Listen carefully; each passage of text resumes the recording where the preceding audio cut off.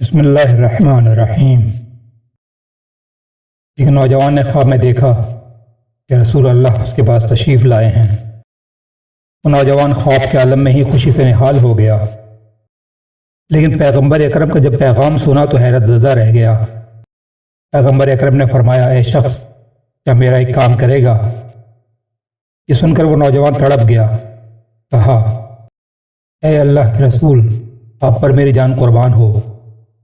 پیغمبر اکرم نے اس نوجوان سے کہا، فلاں شخص کے گھر پر جا اور اسے کہہ دے کہ اس بچی کی دعا میں نے سن لی ہے، جہنم کی آگ اور ہر عذاب سے تجھے نجات دلا دی ہے۔ اس نوجوان کی آنکھ کھل جاتی ہے اور اس کو اتنا موقع بھی نہ ملا کہ وہ پیغمبر اکرم سے کوئی دوسری بات کر سکے۔ آنکھ کھلتے ہی چکرا کر رہ گیا کہ یہ کیسے ہو سکتا ہے؟ پیغمبر اکرم کبھی ایسی بات نہیں کہہ سکتے ہیں۔ یقیناً مجھے سمجھنے میں دھوکہ ہوا ہے، کیونکہ خواب میں پیغمبر اکرم نے جس شخص کو عذاب سے نجات کی بشارت دی تھی وہ کوئی مومن اور مسلمان نہیں تھا، بلکہ ایک آتش پرست مجوسی تھا۔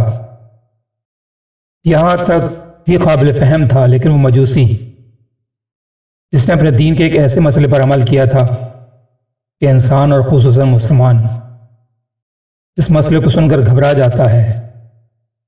دوستوں، آتش پرستوں کی شریعت میں ایک ایسا بھی مسئلہ ہے کہ عقل اسے قبول نہیں کرتی، اور چند روز قبل ہی اس مجوسی نے اس پر عمل بھی کیا تھا۔ وہ مسئلہ یہ ہے کہ مجوسیوں کے یہاں سگے بھائی بہن کی شادی بھی جائز سمجھی جاتی ہے، اور گزشتہ ہفتے ہی اس مجوسی نے اپنے بیٹے کی شادی اپنی بیٹی سے کی تھی، اور شادی کا جشن بھی انتہائی شاندار طریقے سے منایا گیا تھا، جس میں اس کے خاندان کے تمام رشتہ داروں نے بھرپور شرکت کی تھی۔ اب ایسے مجوسی کے بارے میں جس نے اپنے سگے بیٹے کی شادی اپنی سگی بیٹی سے کی تھی، پیغمبر اکرم یہ ارشاد فرمائیں۔ وہ نوجوان اپنے خواب کی نفی کرنے لگا اور سوچنے لگا، یہ ناممکن ہے، یقیناً مجھے دھوکہ ہوا ہے۔ چنانچہ سارا دن اسی غور و فکر میں گزار دیا۔ اگلی رات کو رسول اکرم پھر اس کے خواب میں آ گئے۔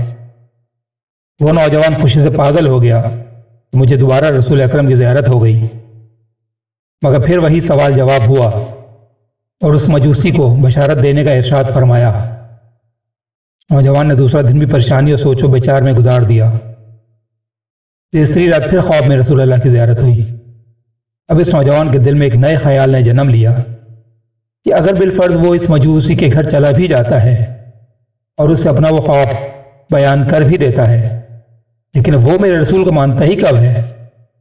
اس نے سوچا کہ کہیں ایسا نہ ہو کہ میں اپنے رسول کا نام اس کے سامنے لوں اور وہ میرے خواب کا مذاق اڑائے، خدا نخواستہ میرے رسول کی توہین ہو جائے اور میں توہین رسالت کا مجرم بن جاؤں۔ اس خیال میں اس نے وہ تیسرا دن بھی گزار دیا۔ لیکن چوتھی رات پیغمبر اکرم پھر اس کے خواب میں آئے اور وہی سوال کیا کہ کیا میرا ایک کام کرے گا؟ اس نے وہی جواب دیا کہ یا رسول اللہ، آپ پر میری جان قربان ہو۔ اب کی بار رسول اللہ کو جلال آ گیا اور فرمایا، اے شخص، 3 راتوں سے تجھے حکم دے رہا ہوں تو میری نافرمانی کر رہا ہے۔ اگر آج تو نے میرا حکم نہیں مانا تو میرا تجھ سے کوئی تعلق نہیں، تیرا مجھ سے کوئی تعلق نہ ہوگا۔ جب اس نوجوان کی آنکھ کھلی تو عجیب حالت تھی۔ اب اس نے سوچا کہ چاہے کچھ بھی ہو جائے مجھے اس مجوسی کے گھر جانا ہی ہوگا۔ اگلے دن صبح ہی صبح اس مجوسی کے دروازے پر پہنچا۔ دروازہ کھٹکھٹایا۔ اس نے دروازہ کھولا تو اسے دیکھ کر حیران رہ گیا، کیونکہ مسلمان پہلے ہی ان سے تعلقات کم رکھتے تھے، اور جب سے اس نے اپنے بیٹے اور بیٹی کی آپس میں شادی کی تھی مسلمانوں نے تعلقات بالکل ہی ختم کر دیے تھے۔ نوجوان کو دیکھا تو گھبرا کر پوچھا، تم یہاں کیسے؟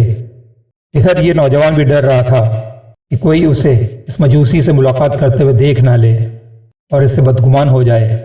اس مجوسی سے کہا کہ تجھے ایک پیغام پہنچانا ہے، اگر گھر کے اندر آنے کی اجازت دو۔ مجوسی نے اسے گھر کے اندر بٹھا لیا۔ اب یہ نوجوان اس کے سامنے نظریں جھکائے بیٹھا، یہی سوچتا رہا کہ اب یہ مجوسی اس کی بات سن کر پیغمبر کی توہین پر اتر آئے گا، مگر جب خواب میں پیغمبر اکرم کا جلال یاد آیا تو آہستہ آہستہ کہنے لگا کہ میرے رسول نے تیرے لیے ایک پیغام بھجوایا ہے۔ کہ میں نے چھوٹی بچی کا جملہ سن لیا ہے اور تجھے آخرت میں ہر قسم کے عذاب سے نجات دلا دی ہے۔ اب اس نوجوان کو توقع تھی کہ مجوسی یہی کہے گا، کون رسول، کیسا رسول اور کیسی نجات؟ مگر جیسے ہی اس نے نوجوان کی یہ بات سنی، مجوسی نے جو جواب دیا وہ سن کر نوجوان کو اپنے کانوں پر یقین نہیں آیا۔ مجوسی نے کہا، اشہد ان لا الہ الا اللہ و اشہد ان محمد رسول اللہ۔ نوجوان حیران رہ گیا کہ اس مجوسی نے تو کلمہ پڑھ لیا، اور جو کچھ وہ سوچ کر آیا تھا یہاں تو معاملہ بالکل برعکس نکلا۔ اب نوجوان گھبرا کر بولا، بھائی تم نے کلمہ کیوں پڑھا؟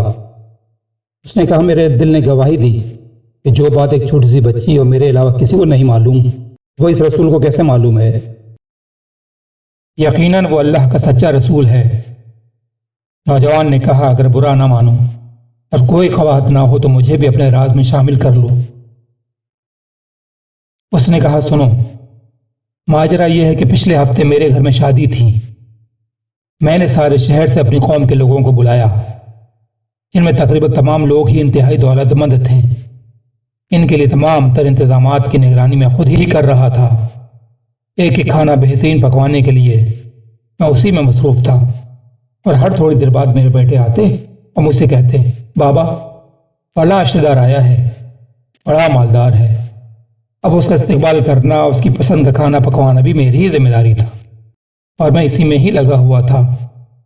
مختلف قسم کے کھانوں کی خوشبو ہر طرف پھیلی ہوئی تھی۔ اسی دوران میں صحن میں کھڑا ہوا تھا۔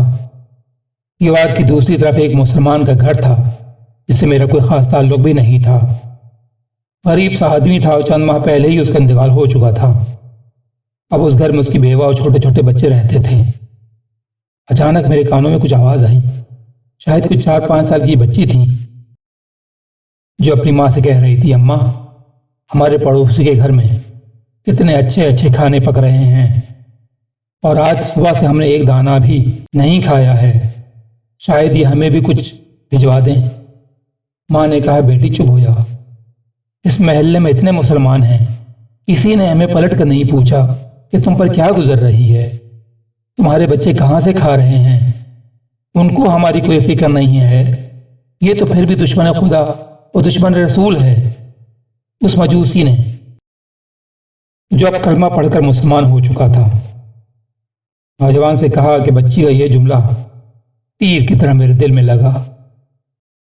میں نے سوچا کہ میرے گھر میں جو بھی مہمان آیا ہے سب مالدار اور پیٹ بھرے لوگ ہیں، جو سب اچھے سے اچھا کھانا کھانے کی حیثیت رکھتے ہیں۔ ان کے لیے تو میں اتنا بہترین انتظام کر رہا ہوں، اب میرے پڑوس میں ایک 4-5 سال کی بچی اپنے گھر والوں کے ساتھ صبح سے فاقے کی حالت میں ہے۔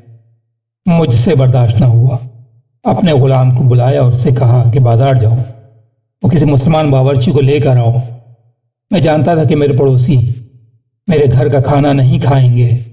اپنے غلام سے کہا کہ باورچی جتنی بھی اجرت مانگے اسے دینے کے لیے تیار ہوں، اس سے کہنا کہ فوراً کھانا تیار کرنا ہے۔ جب باورچی آ گیا تو کھانے کا تمام سامان اسے فراہم کیا اور اس سے کہا جتنی جلدی ممکن ہو بہترین کھانا تیار کرو۔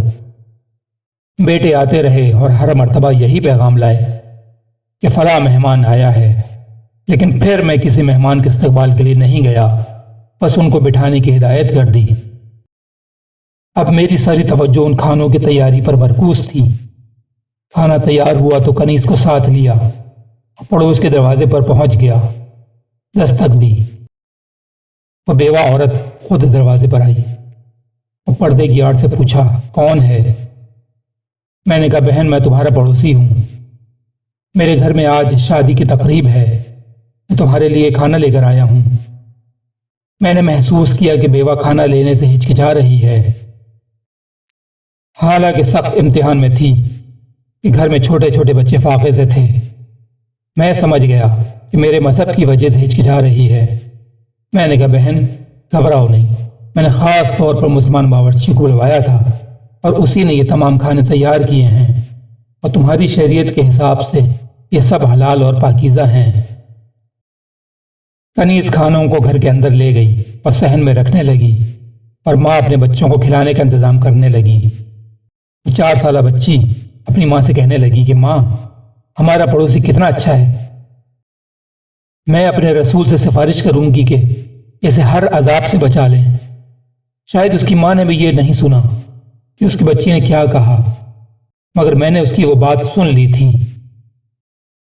اور آج تم نے اپنے رسول کا، جو اب میرا بھی تو رسول ہے، وہی پیغام دیا کہ میں نے بچی کا جملہ سن لیا ہے اور تجھے ہر عذاب سے بچا لیا ہے۔ اور یہ وہی جملہ ہے جو میرے علاوہ کسی نے نہیں سنا تھا۔ جو گھر کے اندر ایک بچی کی دعا سن لے، اب ایسے رسول کی سچائی میں کیا شک رہ جاتا ہے۔